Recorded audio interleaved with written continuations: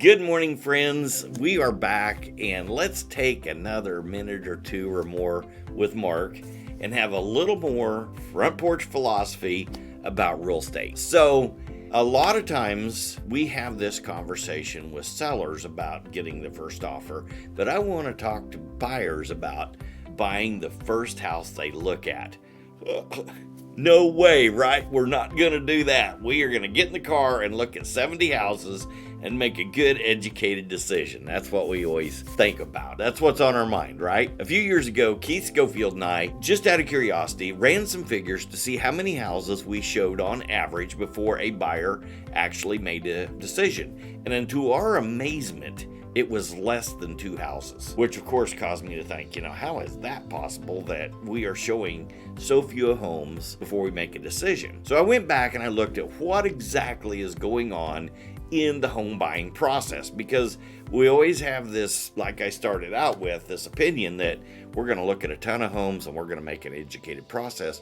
But it turns out, when you really think about it, most buyers, nearly every buyer, started thinking about buying a home several months, even a year or more in advance of actually getting in the car and looking at a house. Now, this goes for somebody who is local. It also goes for somebody who is transferring in. Maybe they have not as long a time to look, but they know that the transfer is coming. They're getting a new job. Likely they're going to go to this different location. And what happens is people start researching. Where do we want to be? What's the best schools? I know moms will definitely go and gravitate to the best possible schools, and dads, I shouldn't put that all on moms, but shopping, how close to work is it?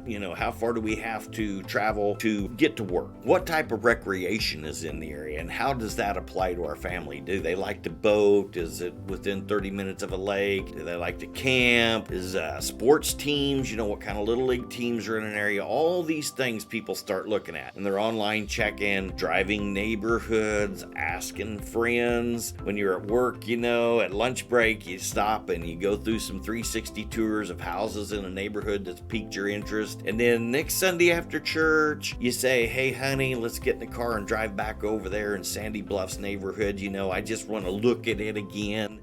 Johnny has so many friends. There's a lot of kids our kids' age. There's no kids and the houses are all single level. Whatever your reasoning is, you're going through this process a lot, and you don't even realize it. I for myself find myself doing the same thing when I go to buy something.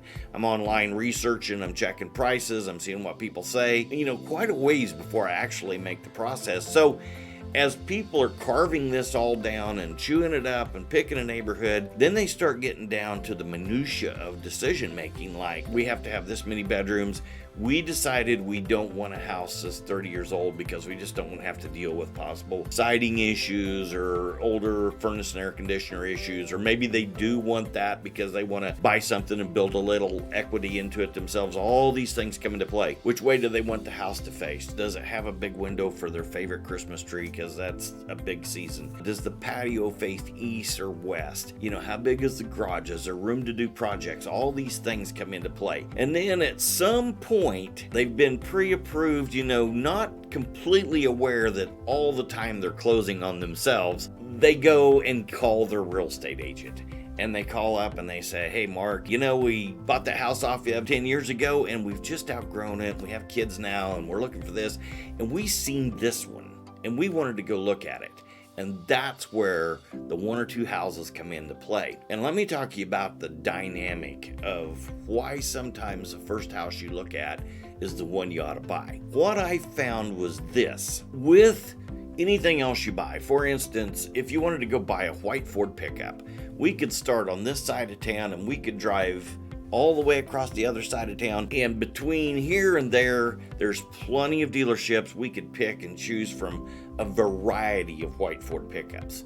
But it's not the same with a house. You may look at a lot of houses before you find one that meets and fills all these spaces or all these needs or wants that you have. and you have not been completely aware that you are completely Xing this out, Xing that out. I don't like that street. I want the house to face east. I want a big patio. I need the big trees in the back. The kids need a playhouse. You know, you name it, whatever it is. These are things that you are adding to it. Well, all of a sudden, bam, this house comes on the market. It's on a street you've driven up 4 times. It's close to your friends. It's walking distance to school. It has a workshop in the back, and all of these things you haven't been cognizant of as you've been making decisions fit into that house. We have so many tools now that you can do so much shopping without actually stepping foot in it. So you call your agent. You haven't talked to him for 10 years, but you call him up. You say, Mark, we bought the house. We're ready. Don't tell yourself no. You don't have to say yes. But stop and ask yourself, have we been shopping hard and have we narrowed it down to this one and it does fit all, because there's a good chance that that is your house. And houses aren't like white Ford pickups. Those don't come up every day. They're just not built the same. Every house is different. So that may in fact be the one that is yours. It really, I've seen it time after time after time. In case in point, Mr. and Mrs. Sudduth, when we bought our house, Donna wanted to be in Country Hills. I wanted trees. We needed 5 bedrooms, 3 baths because of the 4 girls. We had some needs that had to be met. And Donna wanted a laundry room that was completely enclosed, and she wanted a room where she could go in and have the mess inside where if somebody come over, we didn't see laundry piles. The very first house we looked at met all of our goals. And frankly, when we made the offer on it, Donna asked me what we were going to offer, and I said, well, you know, I'm going to offer full price. Because it doesn't matter if I get $5,000 off. If I'm not happy with the house, I'm not happy with the house. And I'm happy with this house and I want it. So we bought the house. But that is a perfect case of how it worked with us. And we really didn't have time to screw around. And to be honest about it, she wanted Country Hills because of the pool and the park and everything that went along with that subdivision. There has not been another house in the 20 years we've lived there that fit our needs as well as that one did. Not one single house had the amount of trees and the price range, 1 level, 5 bedroom, 3 bath, 3 car. It just fit all of our boxes, and it's been good for us for 20 years. So anyway, so why should you look at buying the first house you look at? Because it very well may be the best house that fits your family's needs, because you've already been doing all the work. You're just not cognizant of all of the decision making and closing and weeding out that you've done. Anyway, I hope that makes sense.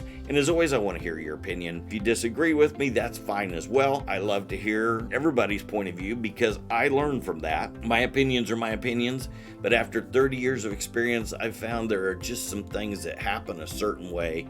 And a lot of times, that very first house you walk into is your house. Anyway, I want you to have a blessed day, and I will talk to you later.